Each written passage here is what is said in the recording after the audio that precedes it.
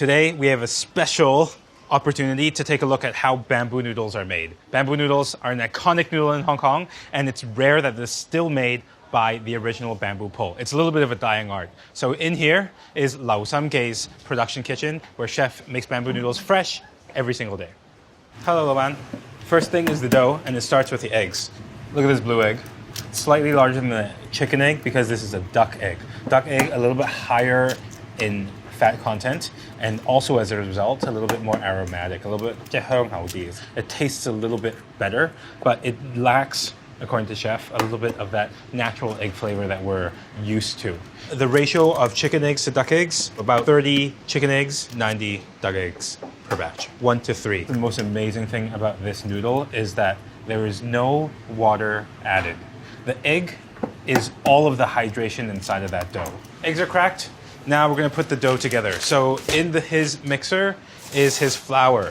有冇話高筋或者低筋麵粉嚟㗎？高筋麵粉。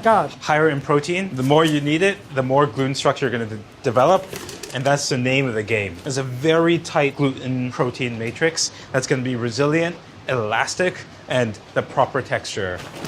This is the alkaline solution. In the English term is usually lye, but that can be confusing because what's actually inside of it differs from culture to culture. In Hong Kong, it's primarily potassium carbonate with a little bit of sodium carbonate. Whoa, cool. 仙境啊嘛。係啊，日日都係咁。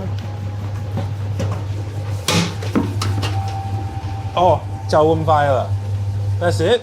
That was a 5, 10, 15 second mixing process. Look at that beautiful yellow color. That comes from the eggs and the interaction between the alkaline solution and the lye. It's like you just want to combine the wet and the dry ingredients relatively well so that the kneading can actually take place on the table with the bamboo pole. There's a sensu bench on which there is a piece of wood, and chef likes to portion everything out with these little pieces of brown paper, so that's what he's working on. 而家先用個身體嘅力量壓扁佢先。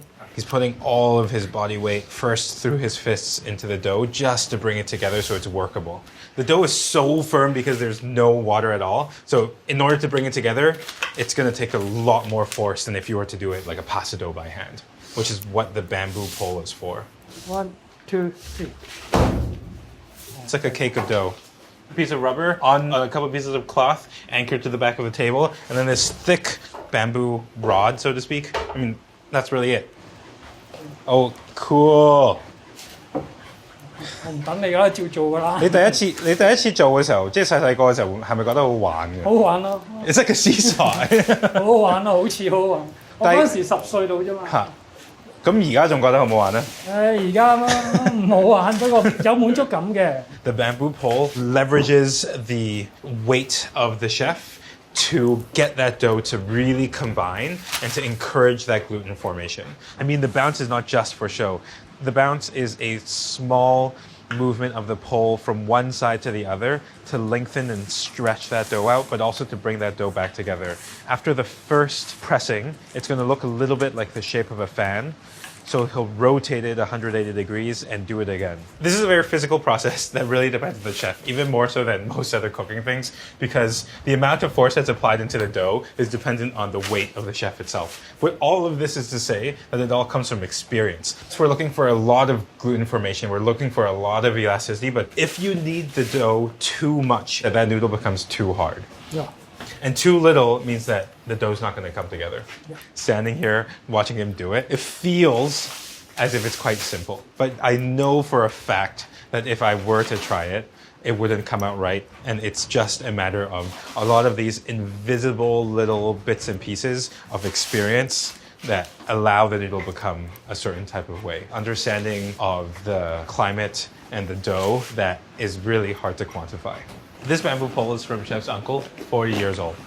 This one here, 10 plus. To prevent it from cracking, after each session, he'll put a little bit of water on it just to rub it down, hydrate it just very slightly, and this becomes a lifelong bamboo pole.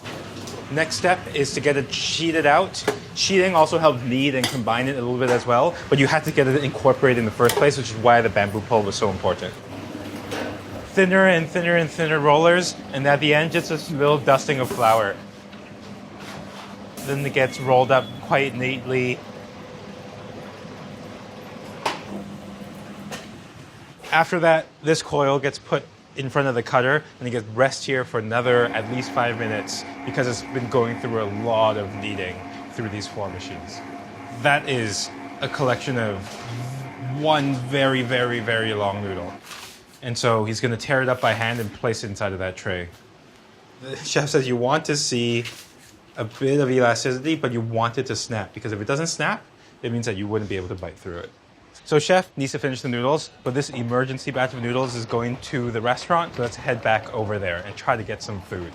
Welcome to their second location. Time to order. 雲吞麵唔該。雲吞麵。Very few dishes in Hong Kong are more iconic or more emblematic of Hong Kong than the wonton noodle. This is a third-generation shop. Lao Samge started off with the chef's grandfather, came down from Guangzhou, originally started as a cart, that becomes a Dai Pai Dong, an outside street stall, that finally becomes a storefront around the corner on Fuk Wen Gai in 1992. The wonton noodle is 3 components. First, the wontons, dumplings wrapped with shrimp and pork. The wonton wrapper traditionally is made from the exact same dough as the noodles themselves. So stores who make bamboo noodles from scratch also have the same dough ready to make wontons. The second component is the bamboo noodle itself. Noodles go into the hot water. She's constantly agitating with chopsticks, trying to loosen it up as quickly as possible. You want those noodles to become separated the instant that they hit the water so that they don't clump up and cook unevenly. And then once they've hydrated full of water, it actually goes into cold water where she's constantly agitating it, and then back into the hot water. Into the cold water to get rid of any alkaline, soapy flavor. And the second cook is to finish the hydration process for the noodle into the bowl on top of the wontons. There's no seasoning, no sesame oil, nothing required, because the name of the game is delicacy and cleanliness. And the last component, broth built off of pork bones and flounder and bits and pieces of shrimp with a little bit of fresh yellow chives to garnish. The broth goes into the bowl, and that's your typical Lao Samge wonton noodle soup. For me, the most important metric of a good bowl of bamboo noodles is the springiness of that noodle. It needs to be resilient. It shouldn't get soft. It shouldn't sort of dissolve into the soup. There are wonton noodle shops all over Hong Kong, but it's pretty hard to find a wonton noodle shop that still makes their bamboo noodles by pole, by hand. That insistence on that quality and the insistence on craftsmanship and control is why we're here. At the table, they would give you a little bit of either, amazing, it's a little bit like that fajita effect when the server brings over the fajitas in the restaurant and you can smell it and everybody can smell it and it makes you want to eat it. That's what happens with these wonton noodles. The heat of the broth is bringing everything up to the surface and into the air. And the first thing you smell is a certain type of sweetness that's grounded in almost like an earthy umami thing. That's the steam bringing up that gentle aromatics from those yellow chives, but also everything that's been put inside of that broth. The clarity of that broth is paramount. You can see the bottom of the bowl, and you know that they achieved this with a very gentle simmer, a very low temperature coaxing of all of those flavor compounds out of everything that's inside of that flavor satchel. Sorry, I took a spoon before I was going to tell you, but it is just so enticing. So ridiculous, so good. The bamboo noodles have to be on top because you don't want them to soak up too much broth. If you ever get wonton noodles with wontons served on the top, you know that that shop isn't serious. You know that they're not highlighting the technique of the noodles themselves. We see that bounce, see that noodle? You want this to be elastic and resilient, not hard. If it's hard, it means it's brittle, which means that it's been dried. This is fresh every day. Okay, about time. 講夠，口水多過茶。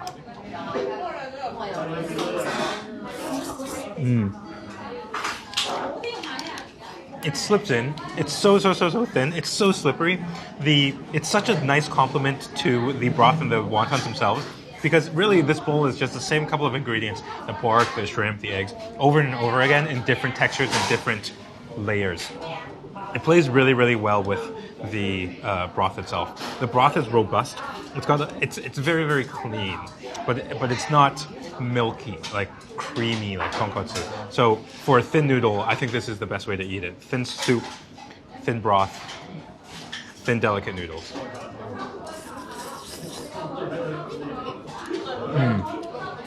The Hong Kong style wonton is bigger with a little bit more filling, oftentimes at least one whole shrimp. And the tail is either of this length, kind of medium, or non-existent.